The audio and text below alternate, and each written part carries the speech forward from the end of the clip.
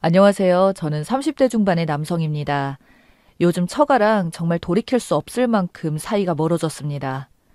제 친구가 그래도 어른인데 좋게 타일러서라도 해결해야 되지 않겠냐는 헛소리를 하길래 제 삶을 한번 이렇게 조언해보고자 보내봅니다. 정말 여러분들이라면 이런 상황에서 좋게 말할 수가 있는지 저는 그나마 제가 신사적이라고 생각을 하거든요. 제 이야기를 말씀드리자면 저는 20대 때부터 재테크를 참 좋아했습니다. 여기서 재테크라는 것은 말 그대로 이 세상의 돈 흐름을 알아내서 이익을 창출하거나 관리하는 기술을 말합니다. 어렸을 적 금수저 마냥 부잣집에서 태어난 것도 아니고 직장에서도 월급을 크게 받은 건 아니었지만 그래도 제가 다니는 직장 특성이 정년까지 보장이 되고 연금도 나오는 직업이라 대출 같은 게 정말 잘 나왔습니다. 우리나라에서는 정상적으로 돈을 모아 저축해서는 평생 죽을 때까지 돈을 모아도 내 집 마련 자체가 불가능한 구조이더군요. 처음에는 재테크를 하기 위해 안 쓰고 안 먹고 해봤는데 겨우 안 먹고 안 쓰고 해봐야 모아지는 돈이 제가 만족할 만한 돈이 될 수는 없었습니다. 게다가 그나마 최소한의 수준으로 쓰던 걸 줄이게 되니 삶의 질이 너무나도 떨어지게 되더라고요. 옷이라든지 모임이 있을 때 식사비라든지 그래도 제가 이대로 살면 안 되겠다고 다른 방법이 필요할 것 같은데 고심하던 중에 직장 선배가 가르쳐줬습니다. 그때 배웠던 게 바로 부동산이었습니다. 한국은 부동산 불패의 나라라고 불리울 정도로 빚을 내서라도 잘만 사두면 몇 년만 지나도 정말 2배 이상 오르는 경우가 많다고 했고 그때부터 정말 부동산에 대해서 틈만 나면 공부를 하기 시작했습니다. 선배도 관심을 가지고 공부하면서 질문하는 제가 기특했는지 본인이 공부했던 알짜배기 내용들까지 알려줬습니다. 그 선배도 저랑 월급도 비슷한데 부동산으로 이미 2억 이상이나 벌었던 상태였죠.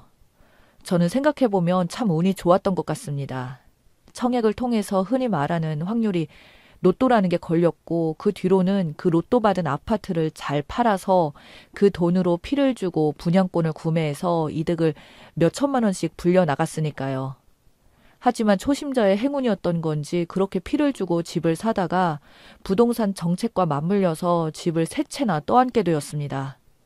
제가 가진 아파트를 팔 수도 없는 상황에서 잘 팔리지 않은 아파트만 2채가 추가되자 세금부터 관리비에 담보대출로 받은 어마어마한 빚까지 정말 숨이 막힐 정도로 엄청난 빚과 이자가 생기더군요. 그때 제 아내를 처음 만났습니다. 아내는 같은 업종 종사자였고 저랑 근무지가 다른 곳의 사람이었습니다. 제가 근면 성실하다며 직장 동료가 소개시켜줬던 여자였죠. 사실 솔직히 그 당시에는 빚과 이자를 갚느라 허덕이던 때라 여자를 만날 때도 아니었는데 문득 지금 때가 아니라고 이런 타령만 하다가는 언제 이 빚을 다 갚고 여자를 만나 연애를 해볼지 아득해서 만나보았습니다.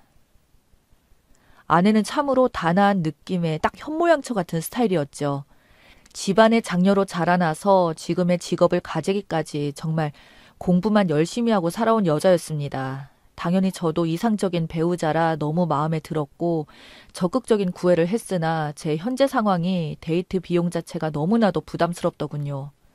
이자를 내고 나면 생활비를 걱정해야 되는데 그 생활비가 데이트로 나가니까요. 그런 저의 기색을 느꼈는지 아내가 혹시 재정적인 문제가 있냐고 물었고 그래서 솔직하게 다 말했습니다.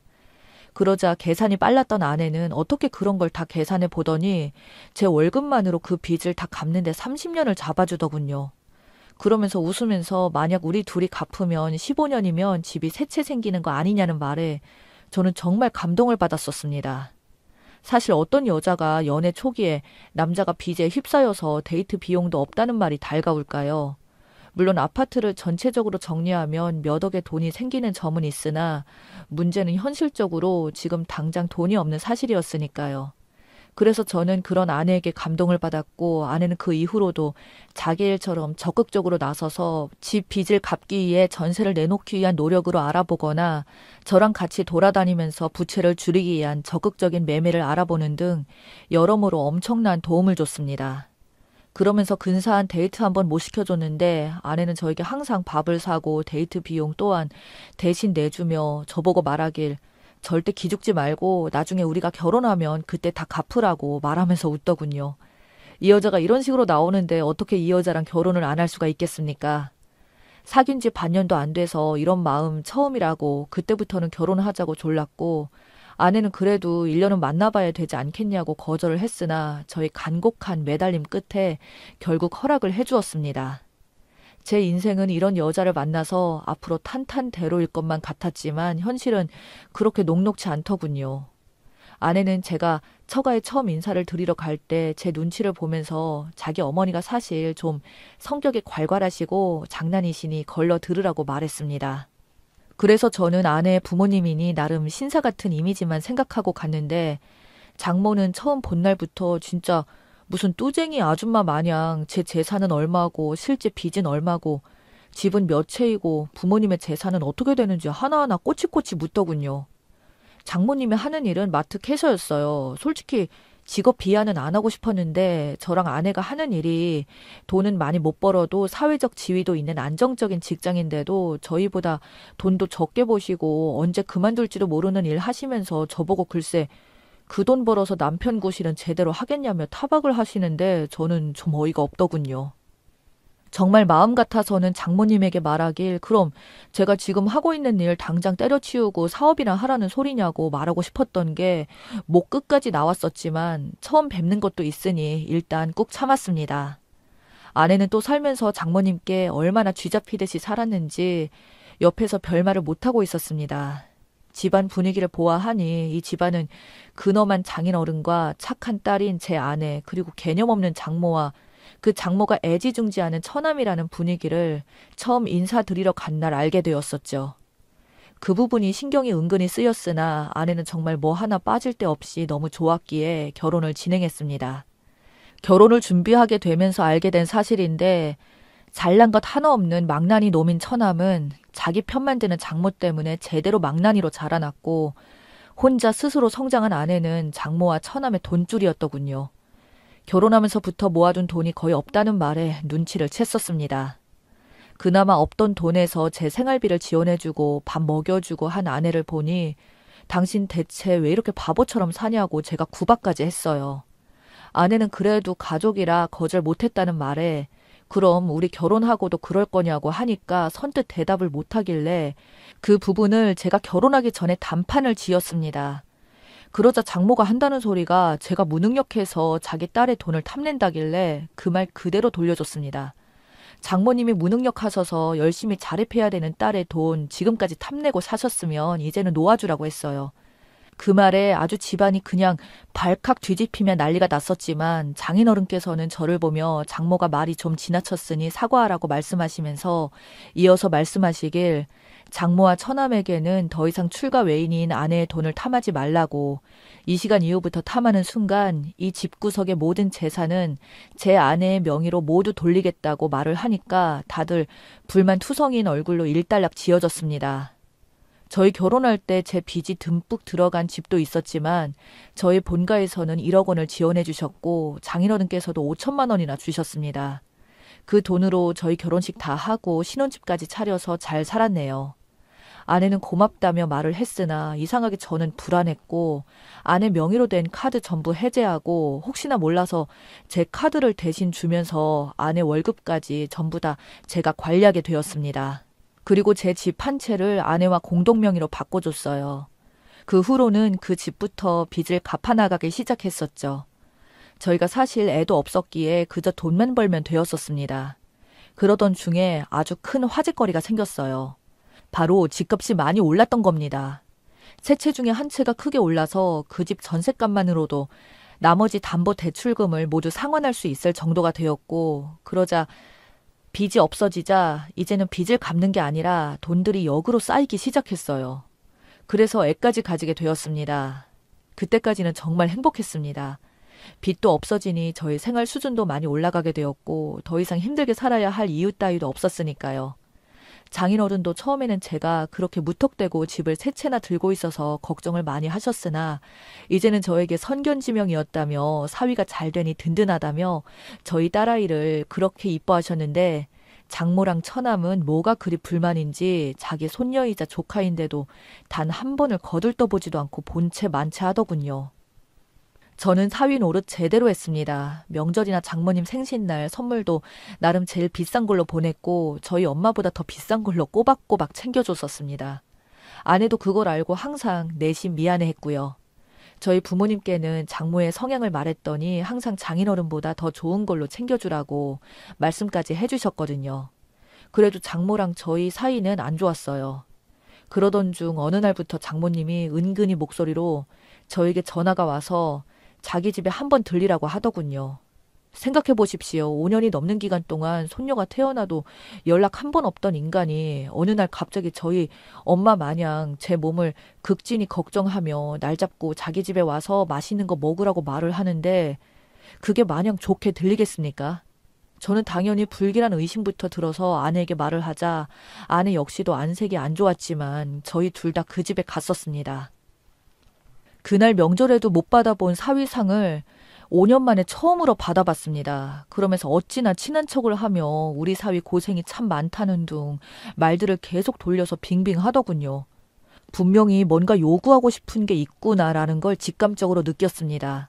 그렇게 한참을 본심을 감추고 저의 칭찬을 늘어놓던 장모가 슬슬 본심을 드러내더군요.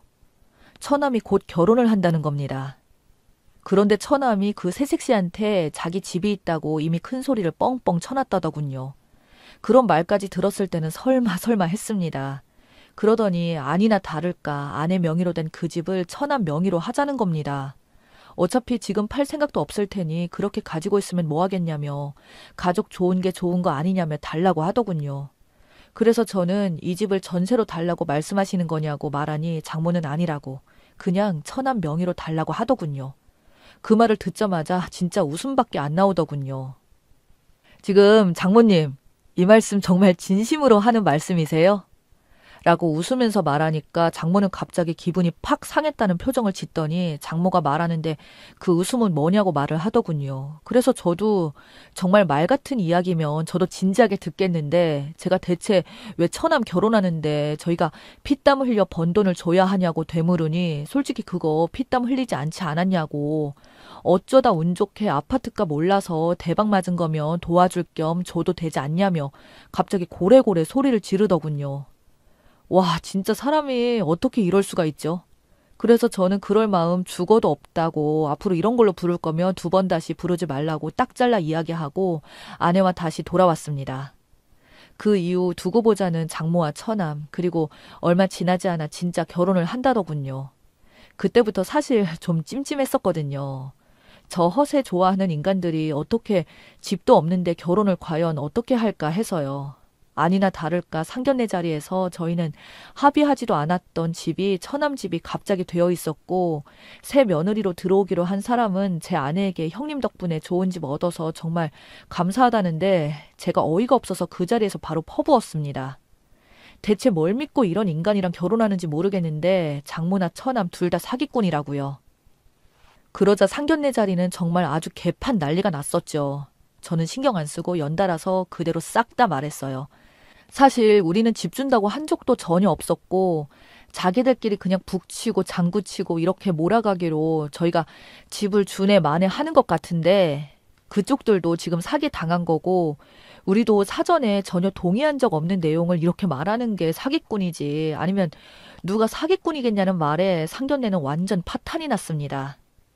장모는 제가 그 자리에서 그렇게 대놓고 대담하게 말할 줄은 몰랐는지 얼굴이 시뻘개져서 저를 보고 호로자식이라며 소리를 고래고래 질렀고 장인어른도 이런 사실을 처음 알았는지 노발대발했었죠. 결국 그날 상견례 싹 다 엎어지고 나서 처남이랑 예비신부는 결혼식도 파토났고 장모랑 처남은 장인어른 집에서 쫓겨났다고 하네요.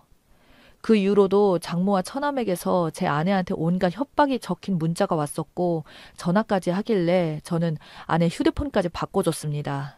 그리고는 처남과 장모한테 한 번 더 이딴 식으로 연락하면 바로 경찰에 신고해서 부모 자식 간의 연까지 끊어버리게 할 거라니까 그제서야 좀 잠잠해지더군요.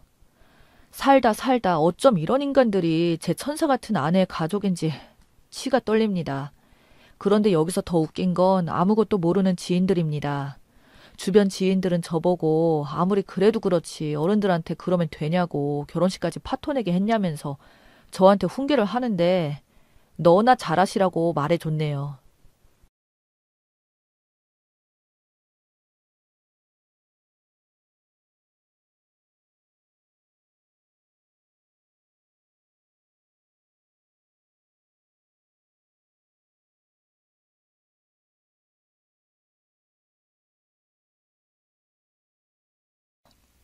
30대 초반의 여자입니다. 전 남자친구는 제가 대학을 갓 졸업할 때 만나서 연애했던 남자입니다.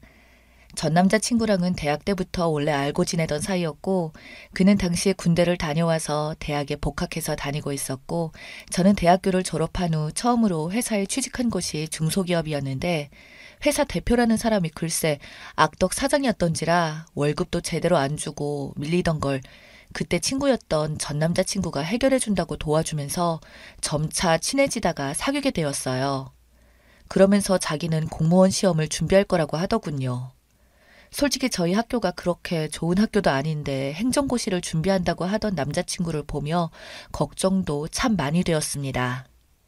자신이 5급 공무원만 되면 저를 호강시켜주고 어쩌고 말하는데 저는 속으로 애초에 그 정도로 공부를 잘했으면 저희 학교가 아니라 서울 소재의 명문대를 가지 않았을까 생각했죠.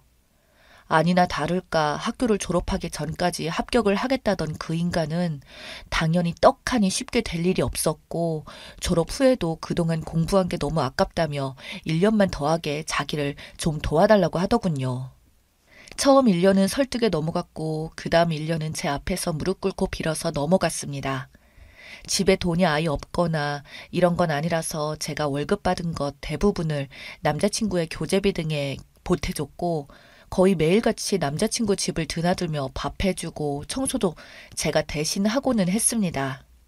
그러던 남자친구가 한다는 소리가 1년만 더 한다고 또 고집 부리길래 저는 더 이상 못한다고 했더니 이번에는 행정고시가 아니라 7급을 보겠다고 하더군요. 4년을 넘게 공부했는데 7급 공무원 하나 못하겠냐고. 진짜 이번 딱 한 번만 믿어달라고 하길래 저 역시 그래 4년이나 했는데 5급은 아니어도 7급은 붙겠지 했어요. 그러면서 공부를 또 하기 시작하는데 자기도 이제는 어느 정도 지치는지 자취방 가면 TV 보고 놀고 있을 때도 많고 뜬금없이 저에게 여행이나 가자고 말하고 이러길래 저는 공부는 잘 되냐고 하니까 전 남자친구는 저에게 걱정 말라고 식은 죽 먹기라고 그냥 공부 안 하고 쳐도 합격 점수 커트라인 넘는다며 자랑스럽게 말하는 그놈의 모습에 저는 안심이 되기는커녕 더욱 불안함이 커지더군요. 그래서 저는 말했습니다. 합격 점수 커트라인에 걸리는 거면 언제든 불합격이 될 수도 있다는 건데 더 확실하게 하려면 방심하지 말고 100점을 맞도록 노력해야 되는 거 아니냐고 따지니 전 남자친구는 짜증난다는 표정으로 저에게 야, 나 행시 치던 사람이야. 고작 7급도 못 풀겠어? 라며 버럭 성질을 내더군요. 자기를 무시했다며 그 이후로는 제 말을 더욱 안 듣고 놀고 먹는데 아니나 다를까 그 해 시험에서 또 떨어졌습니다. 시험날 제가 시험 잘 봤냐는 말에 대충 뭐 보긴 했는데 이러더니 자신감 없는 대답에서 저는 이미 느꼈죠. 그리고는 전 남자친구는 저를 보며 또 이번에는 더도 말고 진짜 9급 시험을 보겠다. 그리고 바로 7급을 볼 거라고 한 번만 믿어달라고 하더군요. 그래서 저는 이 약 물고 조근조근 말했습니다. 이제 네 나이 벌써 27이야. 도대체 뭐 하는 짓이야? 라고 했더니 자기 학원에서는 30 넘어서도 이거 하는 사람들 아직 있다면서 저한테 자기보다 못한 재수생들을 비교하더군요. 그날 정말 전 남자친구와의 대화는 공무원 시험 접어라. 아니다. 이제 한 번만 더 하면 붙을 수 있다로 하루 종일 다투다가 끝내 남자친구의 똥꼬집에 너무 짜증이 났지만 어쩔 수 없이 만약에 그럼 그거 떨어지면 진짜 앞으로 2번 다시 공무원 얘기는 하지 않기로 했고 그렇게 시간이 흘러 한 해를 또 지나가는데 역시나 또 떨어지더라고요. 그때부터 전 남자친구가 이건 인간이 아니라 그저 허언증 덩어리로 보이기 시작했죠. 솔직히 5급 친다고 1년 공부한 것도 아니고 지금 횟수로만 쳐도 6년 차인데 그 6년 동안 공부한 걸로 9급을 떨어진다면 평생 해도 5급은 죽었다 깨어나도 안 될 놈이었죠. 남자친구가 이제는 모의고사가 몇 점이라는 말도 이제는 안 믿었고, 제가 그래서 닥치는 대로 그냥 앞으로 일이나 하라며 소리 지르고 말하니 전 남자친구는 제 눈치를 보며 고작 한다는 일이 28살의 편의점 아르바이트였어요. 그거 도대체 왜 하냐고 하니까 저한테 미안해서 적게라도 돈 벌면서 거기서 앉아있는 시간도 많으니 공부는 계속 할 거라고 하더군요. 그래서 저는 제대로 된 직장을 들어가야지 편의점 아르바이트 하기엔 이젠 나이가 많지 않냐니까 전 남자친구는 돈 벌어서 공부를 계속 하겠다는데 뭐가 문제냐고 했었죠. 그러더니 천운이 있었는지 진짜 어느 정도 실력은 있었는지 그 해에는 9급 공무원 시험에 합격했습니다. 남자친구는 의기양양해서는 저에게 받냐면서 여태까지 자기가 안타깝게도 매번 컨디션이 안 좋았던 거라고 자기가 한다고 하면 무조건 이 정도로 한다고 하면서 9급 붙어놓고는 마치 세상을 다 가진 것처럼 행동을 하기 시작하더군요. 그때부터 회사를 다니던 친구들을 만나서 매일같이 술 마시며 자기야말로 9급에서 시작하지만 7급 시험 보고 다시 5급도 시험 볼 거라며 그냥 시험 운이 안 좋았다고 고작 9급 따위로 만족하지 않을 거라고 말을 하는데 정말 어이가 없더군요.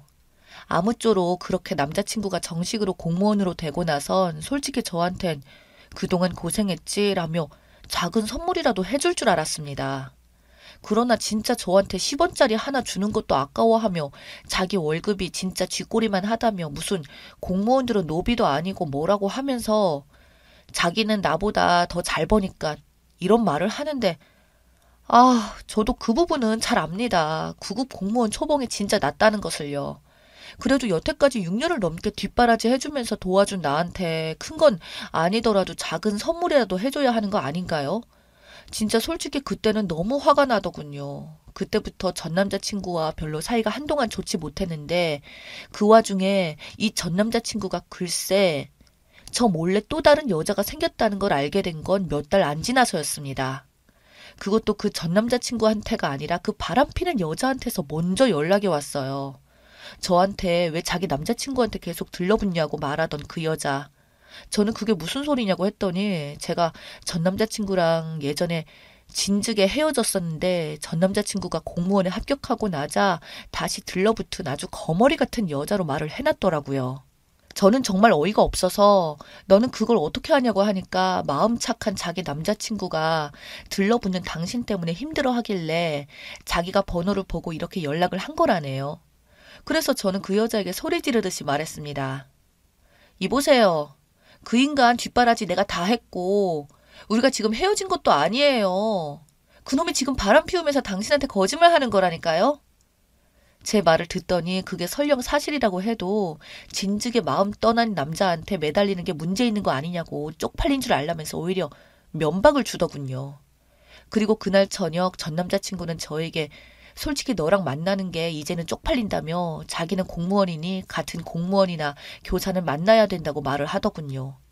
월급 적다고 징징거리면서 돈 한 푼 안 쓰는 쫌생이가 그딴 소리를 하냐고 하니까 자기는 대신 연금이 있다고 당당하게 말하는데 정말 이런 놈한테 지금까지 내 인생을 전부 다 바치듯이 살았었다니 생각이 들기 시작하자 저는 너무나도 억울했습니다. 솔직히 이런 낌새는 옛날부터 보였지만 제 20대 청춘을 다 바쳤던 겁니다. 그놈의 세월의 정 때문에 못 헤어졌던 것 같아요. 결국 그 자식 얼굴에 저의 손바닥 자국을 내주고는 그날로 헤어졌습니다.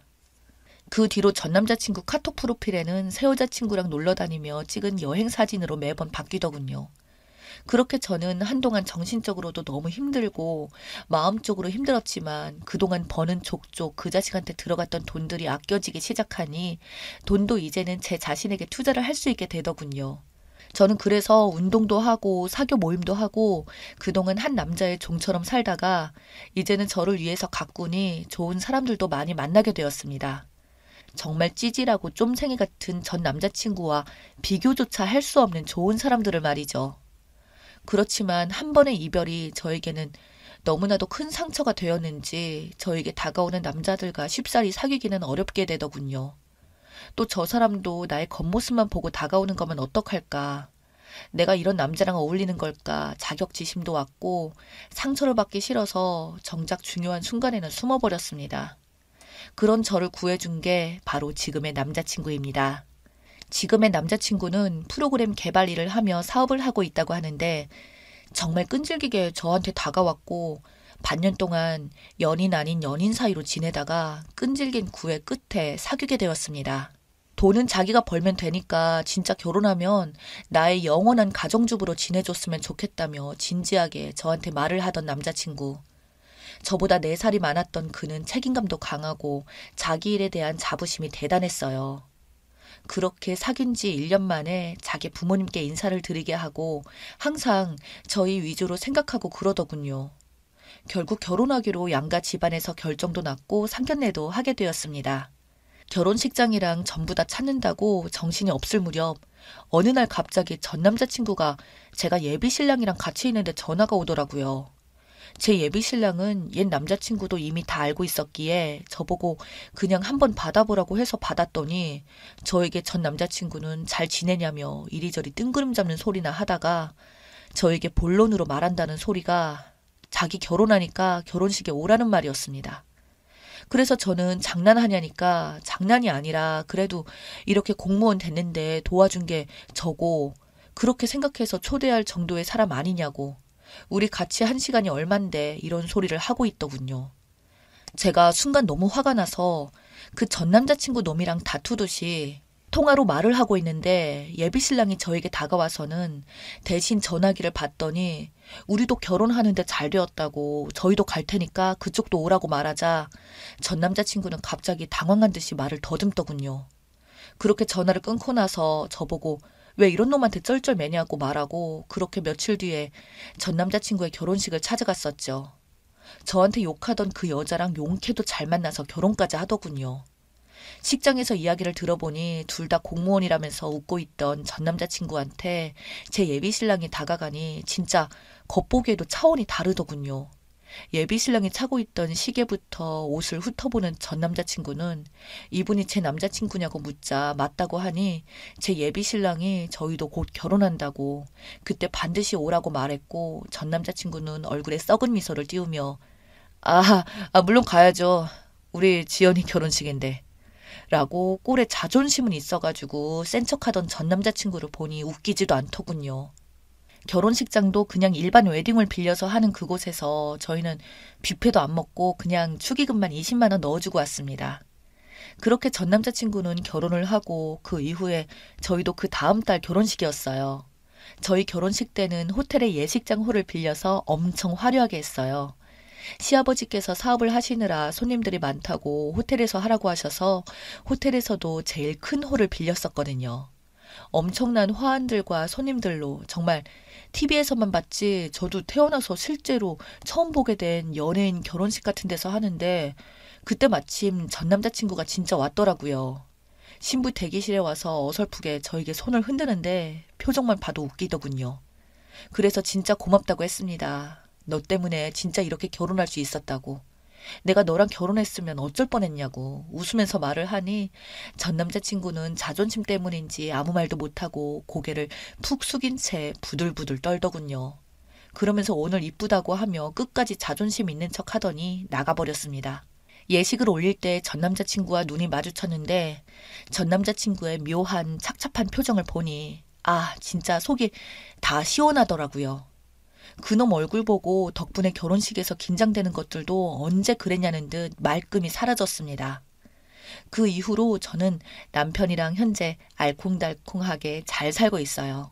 곧 아이도 낳을 계획이고 정말 본인 급 따지다가 진짜 급에 맞게 사는 꼴 보니 제 속이 다 시원하네요.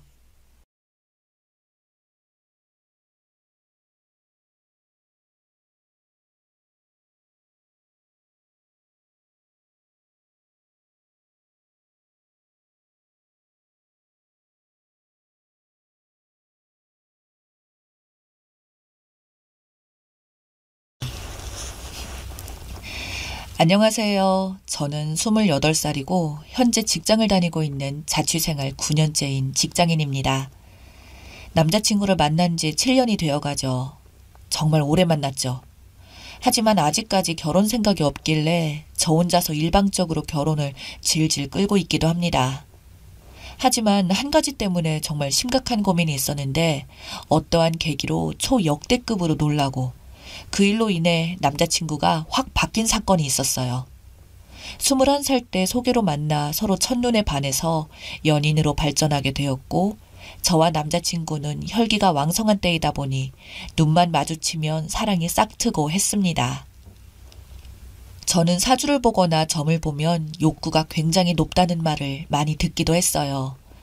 한 번은 친구가 그림으로 저를 테스트해 준 적이 있는데 아직도 기억이 나는 게 나무, 해, 산, 뱀, 울타리 등을 그려보라고 했는데 다 평균적으로 그려서 평범하게 성향이 나왔는데 제가 뱀이 서 있는 걸로 그리니까 뱀은 성을 뜻한다고 하면서 너는 뱀 머리가 꼿꼿하게 서 있네. 욕구가 장난 아니라고 하더라고요. 뭐 사랑하는 사람을 만나면 반응하는 거 아닌가 싶기도 했고 제가 자취를 하다 보니까 거의 집에서 데이트를 많이 하게 됐어요. 연애 초반에는 함께 있는 것 자체만으로 너무 좋았으니 말이죠. 저희는 하루에 2번, 3번을 할 정도로 어느 날은 남자친구에게 떨어지기 싫을 정도로 계속 붙어있던 적도 있었어요. 그렇게 3년이 흘렀을까요? 저도 직장에서 자리를 잡고 이제는 진급할 시기가 되니 야근도 정말 잦을 정도로 집에도 잘 못 들어가는 횟수가 많아졌어요. 물론 남자친구도 잘 못 보기도 했고요. 그때는 남자친구보다 동기들 중 제일 빨리 진급을 해야겠다는 마음이 크다 보니 회사 일에만 집중을 하기도 했죠. 한참 바쁠 때 남자친구는 보고 싶다면서 징징거리기 시작하더라고요. 그럴수록 정이 떨어지기 시작했고 본인은 어린 나이에 취직을 해서 현재 안정적인 자리를 잡고 있으니 마음이 조급하지는 않겠지만 저는 달랐거든요. 그렇다고 해서 저는 집이 특별하게 잘 살거나 아주 못 살거나 하지는 않았고 평범하지만 가족들에게 짐되는 게 싫어서 일찍 독립을 한 이유이기도 합니다. 하루는 야근을 하는데 남자친구가 집에 가 있을 테니까 빨리 끝나고 오라고 하는데 왜 함부로 가 있냐며 오늘도 많이 늦는다고 바쁜 거 끝나고 보자고 했는데 남자친구는 너 바람났어? 요즘 왜 그렇게 피하는 건데? 만나자고 하면 맨날 바쁘다고 하냐고 하면서 싸움이 시작됐어요. 물론 남자친구도 자존심이 많이 상하기도 했겠죠. 본인은 단지 저를 보고 싶어서 그렇게 말을 한 건데 제가 다른 쪽으로 몰고 가니 본인은 그게 상당히 기분이 나빴다고 하더라고요. 하지만 제가 그렇게 말한 이유가 있었어요. 이틀에 한 번꼴로 남자친구는 우리 안 한 지 너무 오래되지 않았어? 오늘 하고 싶다. 이런 말을 했어요. 다른 분들은 배부른 소리 한다고 하실 수도 있지만 저 말을 자주 듣는다면 단지 나를 밤에만 만나는 건가 이런 생각밖에 안 들더라고요. 생각해보니 짜증이 나더라고요. 물론 저도 좋았지만 자꾸 저런 말을 하니 자존심이 상하더라고요. 새벽 1시쯤 일을 마치고 집을 가니 남자친구가 있더라고요. 그 모습을 보는데 짜증이 났지만 제가 배고플까봐 야식을 만들어 놓은 모습에 약간 감동을 받았어요. 씻고 나오니 남자친구가 마사지도 해주니 아까는 정말 기분이 나쁘기도 했지만 본인이 먼저 시비 거는 말투로 말해서 미안하다고 사과를 해서 마음이 스르르 풀리더라고요. 제가 회사에서 있었던 일들을 말하니 회사 생활을 오래 해서 그런지 제 말을 다 이해하고 그럴 때는 이렇게 하라고 하면서 코치를 해주더라고요. 남자친구하고는 같은 직무에서 근무를 하다 보니 대화가 정말 잘 되기도 하고 제가 못하는 일 처리를 해주기도 하거든요. 이럴 때 보면 한없이 천사인데 밤만 되면 사람이 변하니 제가 변한 건가 싶기도 하고요. 막 잠이 들려고 하는데 등 뒤에서 뭔가 느낌이 쎄하기 시작해서 제가 진짜 오늘은 그냥 잠 좀 자. 진짜로 피곤하다고 하니까 여보 너무 보고 싶었어 하면서 시도를 하는데 순간 아까의 감동은 사라지고 손을 팍 쳐냈죠. 아니 내가 피곤하다고 하잖아. 근데 자꾸 왜 그래? 내 의견은 존중 안 하고 또 욕구 채우는 거야? 라고 했더니 너는 진짜 사람 무한하게 왜 그러냐? 라고 하면서 본인 짐을 챙겨서 나가더라고요. 저도 말리지도 않고 그대로 자버렸고 출근을 하는데 연락 한 통 없더라고요. 그래서 친구에게 어제 그런 일이 있었다고 하면서 이야기를 하는데 야, 시준이 오빠 자존심 상했겠다. 내 남자친구가 그러는데 그거 진짜 말 못할 정도로 자존심 많이 상한다더라. 그래? 아, 근데 어제는 진짜 피곤했었어. 물론 요즘 회사 분위기 때문에 그런다고 하지만 다른 사람들한테까지 날 세울 필요 없잖아. 그리고 쉬엄쉬엄 해라. 어차피 이번 진급 너가 유력하다는데? 야, 유력하다고 해서 처음 모습보다 해이해지면 그게 되겠어? 나는 그런 소리 듣기 싫어. 여기를 어떻게 들어왔는데? 저는 여기 회사를 들어오기 위해 많은 공부를 했고 자격증도 많이 취득했고 또 어렵게 들어와서 어설프게 일하고 싶지 않았어요. 이런 것들을 다 아는 남자친구가 그렇게 정색을 하고 가버리니 너무 야속하고 괜히 밉기도 하더라고요. 그리고 진급 발표가 나서 저는 진급을 했고 너무 기분이 좋았고 회식을 거하게 했습니다. 그래서 기쁜 마음에 남자친구가 또 보고 싶었고 그래서 그날 남자친구와 함께 밤을 보냈어요. 남자친구가 화를 내고 나간 다음 날 친구랑 이야기하고 바로 남자친구에게 미안하다고 사과를 했고요. 저도 조금 조급한 마음이 풀어지고 바쁜 일이 끝났기에 그동안 소홀했던 남자친구에게 신경을 쓰기로 했어요. 하지만 그 뜨거운 사랑은 남자친구 혼자 현재 진행형이더라고요. 뜨거운 사랑이라는 건 서로 불이 붙어야 좋은 건데 혼자 난리니까 이제 몸에서 받쳐주지를 않더라고요. 여자분들이면 아마 아실 거예요. 사랑 진행할 때 아픈 거요. 그런 거 반복이 되면 저는 아파서 짜증을 내고 그럴 때면 남자친구는 도대체 왜 그러냐고 하고 아파서 그러는데 이유가 있나요? 계속 원하는 남자친구 때문에 무슨 대책이 필요하다 싶었지만 남자친구와 헤어져야 하는 방법밖에 없더라고요. 남자친구의 요구만 아니면 다른 거는 다툴 일이 없는데 정말 살다 이런 걸로 남자친구와 싸움이 일어날 줄이야. 저 같은 분 있나요? 온갖 말들로 저를 원하는데 부정이 안 되겠어서 회사에 휴가를 내고 엄마 집으로 피신을 갔죠. 상상이 되시나요? 한순간에 제가 도망자가 되어버렸어요. 고향 친구를 만나서 이러한 이야기들을 하니 남자친구 힘 좋다고 하면서 부럽다고 놀리는데 진짜 꼴배기 싫더라고요. 제 속도 모르고 말이죠. 친구가 그러더라고요. 미친 척하고 도중에 방귀를 뀌던지 아니면 아파하면서 기절한 척하라고요. 솔직히 방구는 생리적인 현상이라 제가 하고 싶어도 못하기 때문에 기절 쪽으로 더 자연스럽게 속이기 쉽겠다는 생각을 했어요. 그날이 왔고 친구가 후기를 알려달라는 말을 뒤로 하고 남자친구를 만났어요. 친구가 하라는 대로 했어요. 만났을 때부터 아랫배가 자꾸 아프다고 하라고 하더라고요. 자기야, 나 오늘 왜 이렇게 아랫배가 아프지? 병원 가볼까? 많이 아파? 요즘 스트레스 받는 일도 없는데. 아니면 그날 다가온 거 아니야? 아닌데. 아직 한참 남았지 라면서 얼굴을 찌푸렸어요. 그런데 남자친구는 오늘도 어김없이 저희 집에서 주무시고 갈 준비를 하는데 제게 좀 어떠냐면서 컨디션 괜찮냐고 물어보는 남자친구에게 괜찮은 것 같기도 하고 모르겠다고 하니까 그냥 잘 것 같더니 또 스물스물 거리더군요. 오냐, 오늘이 날이다, 잘 걸렸다.